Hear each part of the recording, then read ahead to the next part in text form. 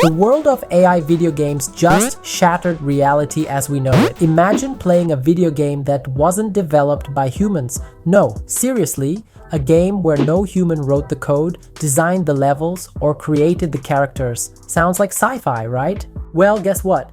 Microsoft just did it. That's not human designed.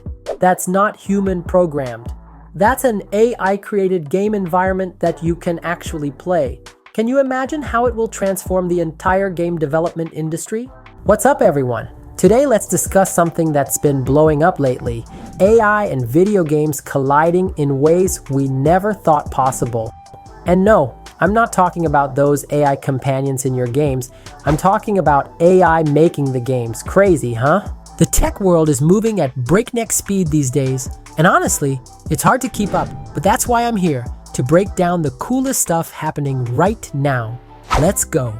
So I've been keeping tabs on all this AI and gaming stuff for a while now, and it's getting pretty wild. Remember that AI Doom game that made waves a while back? Or when Google's DeepMind unveiled Genie 2? Those were stepping stones towards something bigger. But here's the thing, those weren't really games. They lack carefully designed goals, rules, or progression that make actual games satisfying. In essence, they were just AI video models that responded when you pressed keys. Cool tech demos? Absolutely. Actual games we would like to play? Not so much. What's happening now is so much cooler. The tech is getting way better, way faster than anyone expected. And what this means for games, how we make them, play them, preserve them, it's kinda insane. So, let me break down the latest stuff that has me super excited. Number 1, Microsoft's Muse, the imagination engine. Alright, so check this out. Microsoft Research just dropped this bombshell called Muse. It's not available for downloading yet, but you can read all about it on Microsoft Research blog, where they explain the full technical details and share their findings. I gotta set some expectations here. This isn't some magic describe your dream game and poof, it exists kind of deal. At least, not yet. Imagine you take a screenshot from a game and give it to Muse. From there, it would generate possible gameplay sequences based on that image. It's like asking what would happen next, and the AI plays it out for you. Muse runs on something called WHAM, World and Human Action Model. Visually, it's not gonna win any awards. We're talking pretty low-res stuff at maybe 10 frames per second. So no, you won't be playing this on your expensive gaming monitor or 65-inch TV anytime soon. What we're looking at is still very much in the research phase. But man, it's cool research. Microsoft trained this beast using footage from Bleeding Edge, a 4 versus 4 arena battle games by Studio Ninja Theory. And this is where things got interesting. They basically recorded a ton of gameplay and then crunched all that data through multiple NVIDIA H100s. And just so you know, we're talking about some serious hardware. These processors cost like $30,000 a pop. So yeah, again, don't expect to run this on your gaming rig. The result: Muse fixed many problems we saw in the Doom model, and Genie 2. The characters actually stay looking like characters. The world doesn't glitch out over time, and it can even handle new stuff being thrown into the mix without freaking out. For example, in one demo, they added a new character into the scene, and it immediately started fighting the other character, exactly as it should in a fighting game. So you might think, this looks rough, why would anyone care? Well, according to Microsoft, the real point isn't for us to play these AI-generated games, it's actually a tool for game developers to quickly test stuff out. Like, can my character make this jump? Or, what happens if I put this enemy here? Without having to go through the traditional development pipeline. The really cool potential, though, is what Microsoft Gaming CEO Phil Spencer was talking about. He thinks this could be huge for game preservation. Imagine if an AI could learn how old games work just by watching gameplay footage and then make those games playable on any modern device without needing the original code or hardware.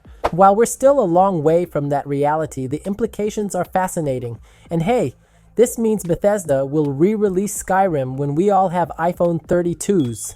Number 2, Alibaba's WanX 2.1, the reality sculptor. Here's some breaking news that came out just a few days before I recorded this video. Alibaba just announced they're releasing a new video model as open source. In a world where companies keep their AI tech locked up tight, that's a massive deal. They're calling it WanX 2.1. I'm gonna call it WX because the other way to pronounce it sounds, well, let's just not go there. From the demo footage they shared, this thing looks promising. The movement is natural and fluid. We're talking complex motion sequences without that weird AI jankiness. The physics stands out. Objects move with weight and momentum that feels realistic, which is something even the best AI models have struggled with until recently. What really caught my eye was how it handles different visual styles, especially more animated looks. This isn't just about making realistic videos, it's about giving creators more artistic options.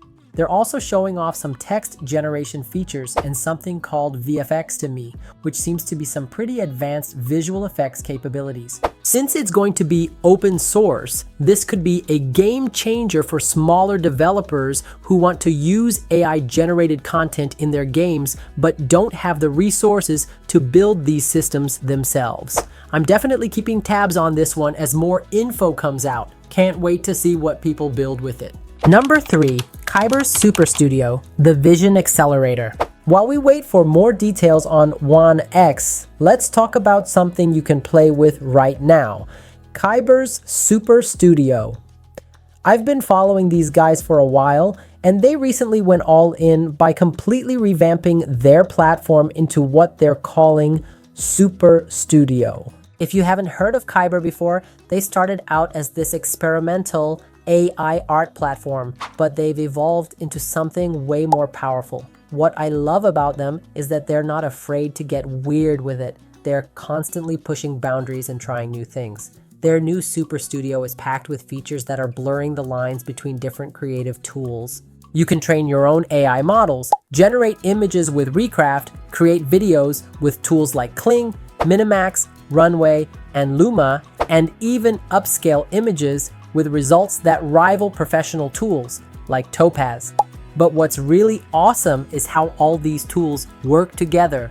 Let me walk you through a little experiment I did. I started with a random girl's photo from Pexel. All I had to do was feed that into Minimax with a simple prompt like, "Girl walks forward as the wind blows through her hair." The results were shockingly good. Smooth camera movement and natural character motion.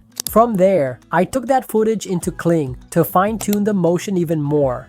Kling has some of the best motion controls out there right now, and it did a great job smoothing out the little inconsistencies. Finally, I tried their new Video Restyle 2.0 feature to change the visual style of the footage. What was the most impressive thing? The way it maintained all the motion without creating those weird, warping artifacts you see in most AI-style transfer tools. Was it perfect? No, but it was definitely usable. And considering how fast this tech is improving, what we're seeing now is just scratching the surface. In 6 months, I bet these tools will make stuff almost indistinguishable from traditionally created content. So yeah, the updates to Kaiber's Super Studio are super impressive. This isn't just about making weird AI art anymore. These are real, practical tools that could fit into professional workflows. If they keep improving at this pace, Kaiber is going to be one of the most powerful AI video platforms out there. Where does all this leave us? We've talked about Microsoft's Muse, Alibaba's WanX 2.1, and Kaiber's latest tools. As you can see, the progress is ridiculous, especially when you remember that most of this tech barely existed a year or two ago. We're watching the early days of something that's gonna completely change how games are made, how videos are created, and how we interact with digital media in general. The barriers to entry are dropping fast, and the quality is getting better exponentially. Of course, it's not perfect, but the direction is clear, and it's crazy to think about where we'll be this time next year, let alone 5 years from now. That's it for today's look at AI video games and generative media. If you found this interesting, hit that like button and subscribe for more AI tech updates. Drop your thoughts in the comments. Are you excited about this stuff? Skeptical? Think you might use any of these tools? I'd love to hear what you guys think.